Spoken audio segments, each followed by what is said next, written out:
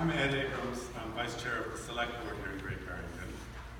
I'm guessing that nobody came here to hear me speak, certainly not to hear me sing, so I'll be about 45 seconds.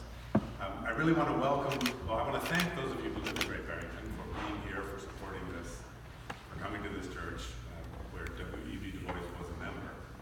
If you don't live in Great Barrington, you should. Thank you for coming and welcome. Great Barrington in the last few years has done what it took us, I suppose, 75, 80 years to get around to, which is to really warmly welcome W.E.B. Du Bois back home. The town has done a lot. Is this better? The town has done an awful lot recently to recognize the fact that really this amazing person was born a 30-second walk that way. If you go out the front door and towards the river, you'll see the little plaque. So I just want to thank you all for coming to help celebrate that. The town is really proud, and we're really excited about all the things going on. And I just want to introduce Andrew Weinstein, who is the co-chair of the newly formed W.E.B. Du Bois Legacy Committee, a formal committee of the town. Thank you.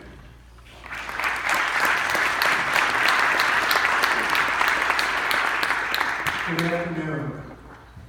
I have to say this is our second annual Du Bois Legacy Day. Second meaning two. Two signifies to me a pattern. I hope that 20 years from now, we'll be standing here celebrating Du Bois.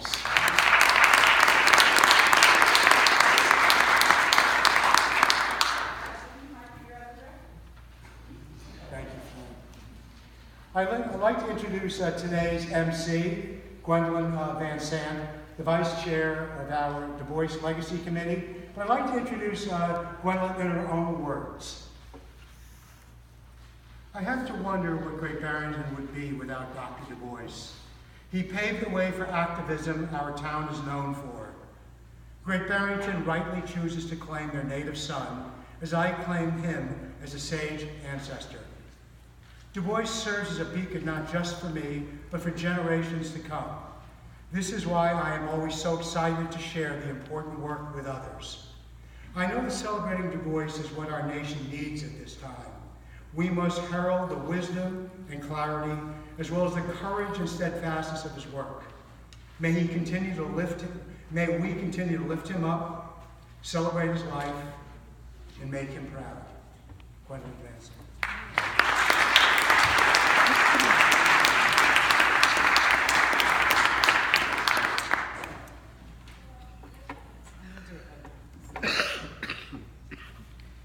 Good afternoon, everyone. It's good to see everybody here. So I'm following my own words with more words, but here we go. So good afternoon. I want to offer you a warm welcome again on behalf of Great Barrington, our Du Bois Legacy Committee, and all of Du Bois's activists and scholars, past and present. I will also take a moment to speak about Dr. Du Bois as we gather to honor him today. As many of you know, Du Bois was the editor of the Crisis magazine, co-founder of the NAACP, the first black high school graduate of Great Barrington, and Harvard's first black PhD graduate. He worshiped here in this church where we all sit today as a young boy with his family. This weekend we uplift Du Bois and recognize him for his courage and his brilliance.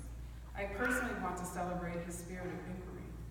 As an activist, this is something Du Bois modeled for future generations to come. Du Bois was a discerning thinker who asked such important questions in his lifetime. Du Bois is important to me for so many reasons, but I especially love how he was not afraid of complexity, the nuances of identity, or contradictory ideas as the world and his relationship with several nations of the globe evolved. He held many perspectives and truths, and he shared them all.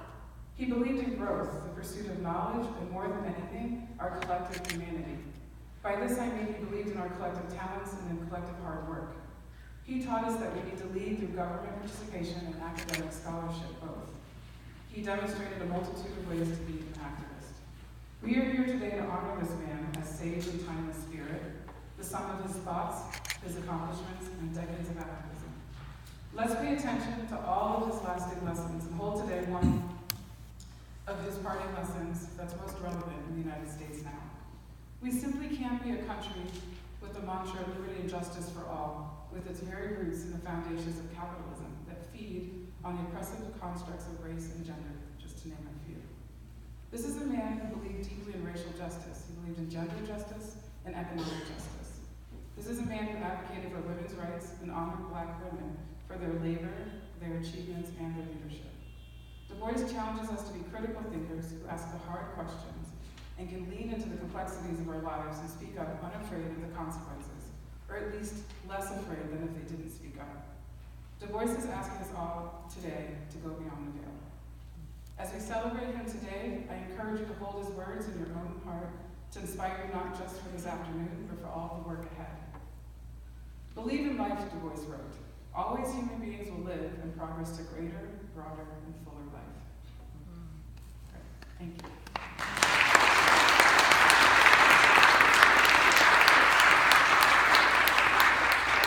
And with that, I'm going to invite up John Bissell. He's the CEO of Greylock Federal Credit Union.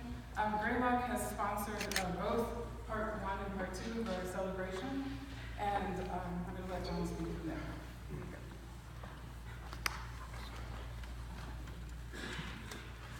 How are we doing today? All right. All right. Thank you all so much for having me here, and thanks to all of you who actually put this event together. As Gwendolyn said, I am John Bissell, President of Greylock Federal. It's a privilege to be part of this event. I'm joined by a couple of other people from Greylock. We have Jody Rathbun-Briggs, who's our Senior Vice President, Chief Lending Officer. Hey, Jody. And Gloria Escobar, who is our Community Development Wizard back there, doing a lot of our financial education and Hispanic outreach. Thank you all for being here. My wife, who's an introvert, asked me not to mention her, so I won't. She's very bashful, I will not mention that she's also here. You know that last year, when we all celebrated Du Bois' 150th birthday anniversary, we were hopeful that we could sustain the positive momentum, that the newfound embrace of Du Bois in this, his hometown, would start to come easier, and that the rest of Berkshire County would follow Great Barrington's courageous leadership. And you know what? I think it's happening. What do you think? I think it's going to start to happen. We still have a long, long way to go. There's no doubt about it. But it does feel like an awakening is slowly and at long last taking place in Berkshire County. I can tell you that at Greylock, at our credit union, we've elevated our focus on inclusion, equality, and economic justice. And we are grateful for the support and the mentoring of Gwendolyn at Bridge, and Dennis Powell, the NAACP, and so many other community leaders as we pursue this work.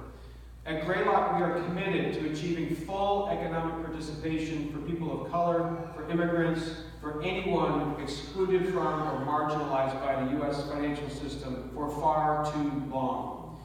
Events like today help fuel our passion and our commitment, especially when we have such great people gathered. I want to welcome the members of the Du Bois family, the scholars who have joined us, and the people who put this whole thing together. Du Bois was a towering genius. He was an intellectual, an author, and an activist. And it's wonderful that so many people have recognized the important contribution to scholarship that was made by Dr. Lewis, who I guess has not been able to join us today, but to capture a life like that in a book is pretty amazing. So thank you all for creating this fabulous program and for including me in it. Now let's celebrate. Thanks so much.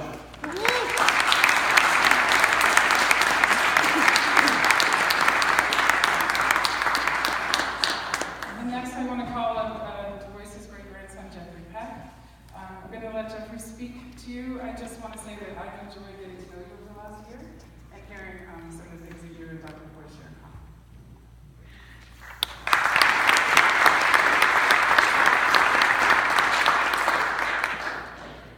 Good afternoon, ladies and gentlemen. It's truly an honor to be here to speak on behalf of my family.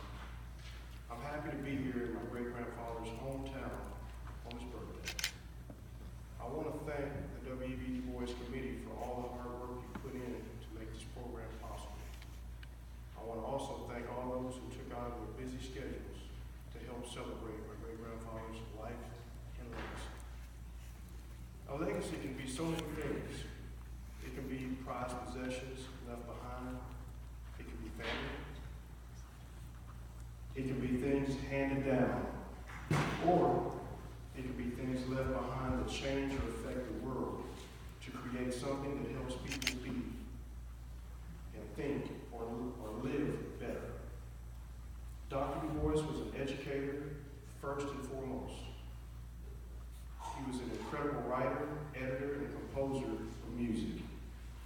influenced many people around the world to achieve high goals.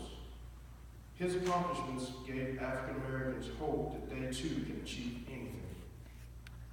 He was the co-founder of the NAACP. He worked with a group called the Peace Information Center, who wanted all countries in the world to agree not to use nuclear weapons. And that is still a goal today in the United States. If you ask me, my great-grandfather was a man that was far ahead of his time. One of the things concerning Dr. Du Bois that stands out in my mind is the conversation I had with this longtime attorney, the late Bernard Jaffe. Several years ago, he told me that my great-grandfather was the most intelligent man that he'd ever met. Then he said, W.E.B. Du Bois was the greatest American he had ever known. That was one of the biggest compliments that I'd ever heard anybody give my great-grandfather. That statement gave me a sense of pride. I will close with one of my favorite quotes from my great-grandfather. I have loved my work, I have loved people and my play, but always I have been uplifted by the thought that what I have done will live long and justify my life.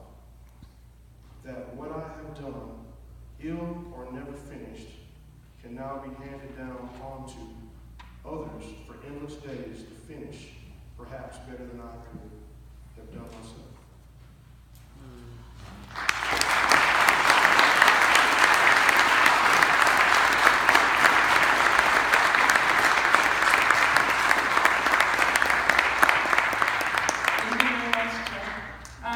So I'm going to now turn over the MC for a little bit. We're going to raise the energy a little bit with Barbara Dean. She's one of our Du Bois Legacy Committee members and is responsible for our musical tribute both last year and today. Thank you, Barbara.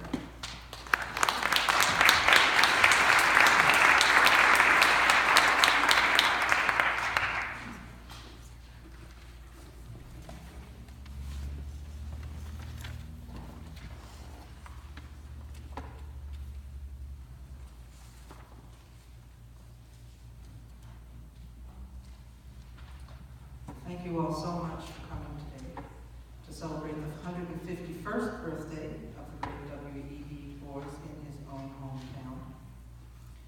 When my family and I moved here in the early 80s, there was only one small rusty sign on Church Street to mark the birthplace of W.E.B. Du Bois. And I was certainly not the only one disturbed by this lack of acknowledgement and honoring of one of the greatest minds of the 19th and 20th centuries, and our greatest native son. And in the 90s, a group formed to bring Du Bois and his legacy to more prominence here. In addition, we worked on an African American heritage trail to also honor Mum Bet, Elizabeth Freeman, Agrippa Hull, James Van Der Zee, and the Reverend Samuel Harrison. To make a long story short, and it is a long story, after many years, there is now an official Town of Great Barrington Committee, the Du Bois Legacy Committee, whose mission it is to promote, educate about, and honor the amazing legacy of W.E.B. Du Bois. Last year, we had a wonderful celebration of his 150th birthday at the Mahaly Theater, along with other educational and entertaining events that month, and we'll continue this tradition into the future, this time with the support of the Town of Great Barrington.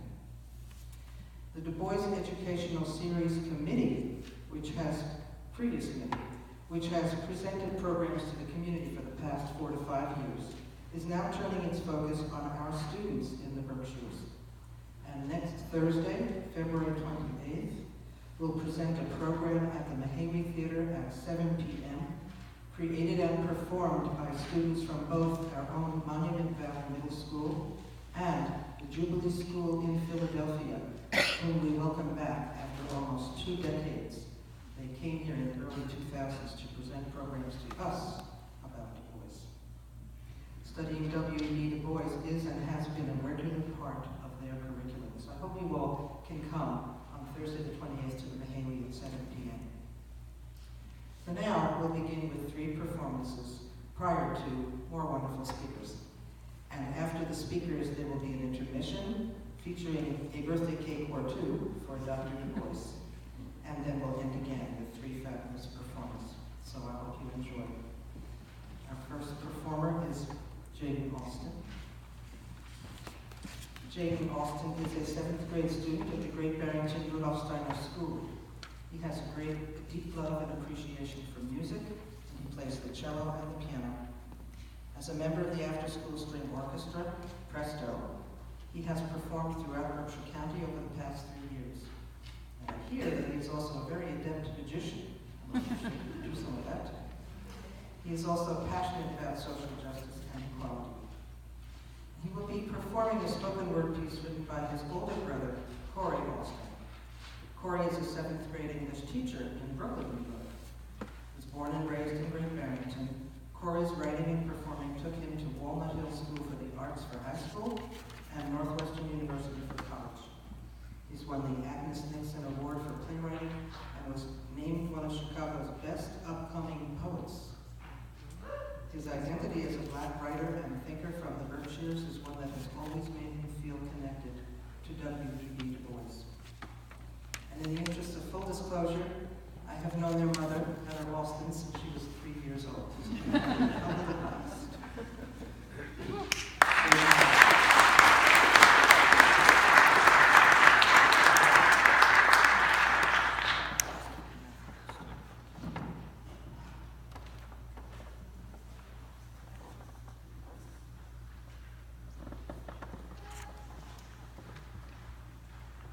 If there is anybody in this land who thoroughly believes that the meek shall inherit the earth, they have not often let their presence be known.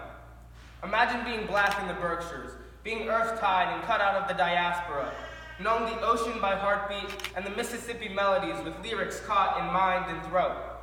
Imagine being Black in the Berkshires, being double-conscious and self-aware and self-sufficient and self-reliant and sure of everything but your own skin. Imagine being Black in the Berkshires, laughing along to jokes that sit in your belly for centuries, pained by the look in their eyes and poisoned by your punchline status, knowing that this ain't all that Blackness can be and yet never seeing much more. Imagine being Black in the Berkshires.